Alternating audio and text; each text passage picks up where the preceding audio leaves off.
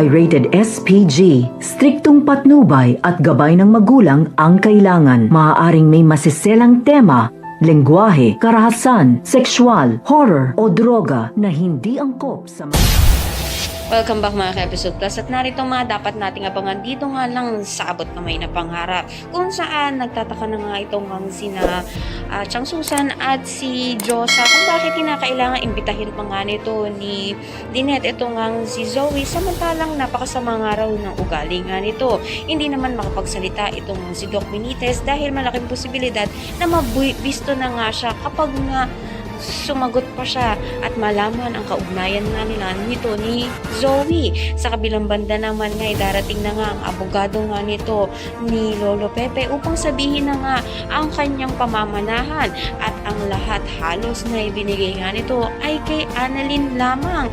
At dito magugulat itong si Moira na wala ngang pinamanahan itong si Lolo Pepe dito sa kanyang anak na si Zoe.